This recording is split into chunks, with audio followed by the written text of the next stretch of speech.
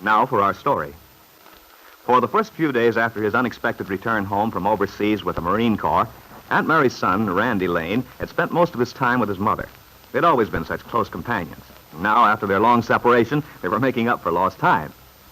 Wisely, Lefty Larkin, who'd been Randy's comrade ever since the boy was a youngster, had kept in the background. And today, his patience had been rewarded. Randy had suggested that the two of them go rabbit hunting as they used to do in the old days. And so, immediately after lunch, they had set forth, bundled up with sweaters and corduroy jackets. The day was cold and gray. They took along a thermos bottle of hot coffee. Well, now, it was growing dark. Sharp wind had come up, and as they walked along the riverbank on their way home, they unconsciously quickened their steps, thinking of the warm fire and hot dinner which waited for them at the farm several miles away. Ah, boy, I've had a swell time today. I'm ready anytime you are, Randy.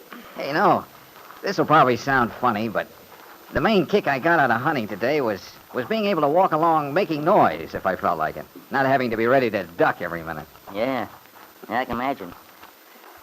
Must have been pretty rugged where you were out in the South Pacific. Yeah. Oh, well, a guy got used to it. But just the same, it's sure wonderful to be home. I even enjoy this cold weather. I think I've had enough of the tropics to last me the rest of my life. I don't go for that heat much myself. I remember one time when I shipped out. I was about your age, I guess. Gosh, all I could dream about was a nice, icy blizzard. Hey, speaking of blizzard, that fire's going to look awful good when we get home. That wind cuts right through you. Not that I'm complaining. I'll take this any day. Doing anything special tomorrow? No? Why? I thought we might get busy and mend the roof of the barn. We had a storm a while back that blew off a lot of the shingles. I'd like to get it fixed up before the next storm comes along. Okay, sure. So you and Mama done an awful good job keeping things up while I was gone, Lefty. The farm looks swell. Well, there's a lot of work to be done. Always something. Don't worry about it, Lefty. I've had enough of a vacation now. I'm all set to pitch right in. We'll get things taken care of in no time between us. Fine. Aunt Mary will be pleased if we do. She worries when things get out of control. I know she does. Mom always has liked things in apple pie order. I wish I could get her to start taking it easy, though. I think she's been working too hard. Yeah, so do I.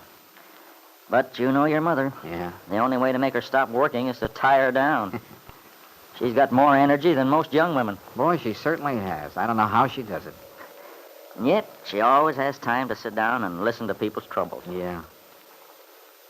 Say, speaking of troubles, Lefty, what about Peggy? Peggy? Yeah. Oh, she looks fine and all that, but, well, I've got a feeling she's not too happy. Well, Randy, it's beyond me, the whole thing. I did hope that she and Nicholas Dorn would get married. So, Lefty, I like that fella. He seems okay. You bet he is. But your mother wasn't in favor of the marriage from the start. She seems to think Peggy'd be better off to wait a while. Well, the thing is, Aunt Mary believes Peggy's still actually in love with Bill Meade. That's why she thinks it'd be a mistake for Peggy to make any definite move until Bill's got himself straightened out. And that may take quite a while, from what I gather. The Calverts aren't going to let him get a divorce in custody of his child if they can help it. And even if he did... That's what I say, even if he did. I don't want to see Peggy's life all messed up like that. A man with a child. Say, Lefty, do you like this Bill Meade? No, I don't, and that's a fact. Why should I like him after the runaround he gave Peggy? Yeah, I see what you mean. Funny, though, Mom seems to think there's quite a bit on his side. That he got a pretty raw deal from Kit and Ben Calvert. I've never met him, of course, but... Raw deal, my eye. He's old enough to know his way around. If he'd had any sense, he wouldn't have let the Calverts get the jump on him in the first place. Yeah, well, I guess there's nothing to worry about in the immediate future. I have sort of a hunch that things will work out all right for Peggy in the long run. I only hope you're right. As it is, I just don't know. Oh, by the way, I saw David Bowman the other day when I was in the bank. You did, huh? Yeah. Hey, what's this I hear about a feud between you two? There's no feud. But if there's one thing I can't stand, it's a softy. And for my money, David Bowman's about as soft as they come. Oh, come on now, Lefty. You don't really think that, do you? Why, when I went away, you two were bosom pals. Played chess together every other night. Well, I'm older and wiser now. Besides which, any man as old as David who still believes in Santa Claus, well, it gives me a pain, that's all. What do you mean he believes in Santa Claus? Well, what would you call it? Here he knows very well the way Bill Meade treated Peggy, the way he wobbled around, blowing hot one day and cold the next. So what does he do? He turns over a very important job to him and trusts him with making important decisions when the guy doesn't know enough to come in out of the rain.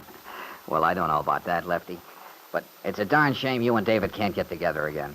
I can tell he misses you from the way he talks. And after all, I'm sure he did what was best according to his lights. Well, if he did, all I can say is his lights are pretty dim. Man, so are his wits. Oh, good old Lefty. Gosh, it sure sounds good to hear you spluttering away again, like an outboard motor with a cylinder missing. Yeah, I guess you're right, boy. I'm an evil-tempered, cantankerous old so-and-so. No, you're not. You're one swell guy, Lefty. You know, I used to think about you a lot while I was away. Funny how you go back over things when you have a lot of time on your hands and nothing much to do about it. Yep. But I'd hate to think you wasted your time thinking about an old goat like me. I thought you fellas spent most of the time thinking about girls. Huh?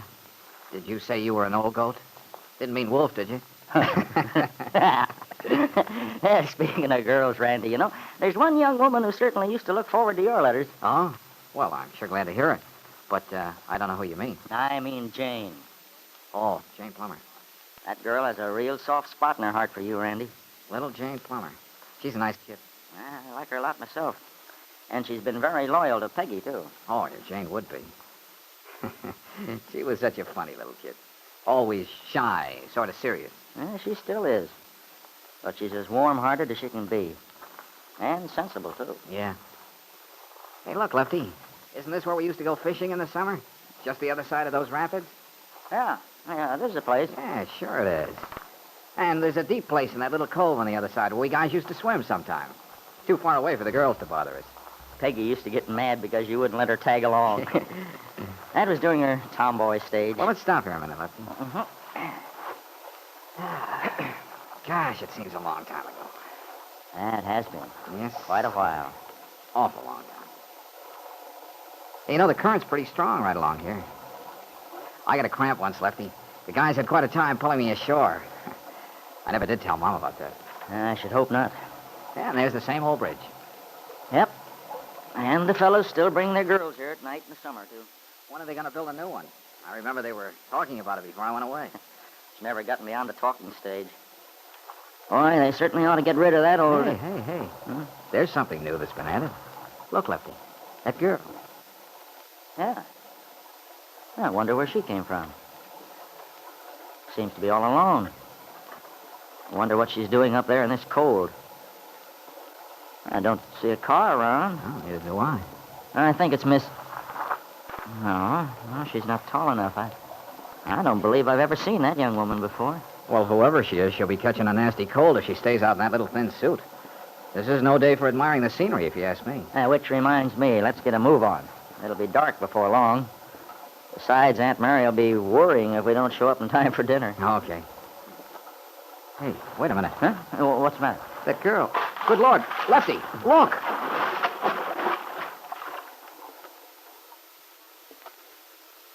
It all happened so quickly. One moment, the young woman was standing on the bridge, motionless, looking down into the swiftly flowing waters. Then, there was the sound of wood splintering as the railing cracked. And in the next instant, the horrified men on the bank saw the young woman's body hurtle down into the icy water. For a second, the two men were too stunned to move. And then, Randy tore off his jacket, ran forward, and plunged over the bank into the water. Then he was swimming desperately toward the sinking woman. The woman we know to be Lisa Fenner.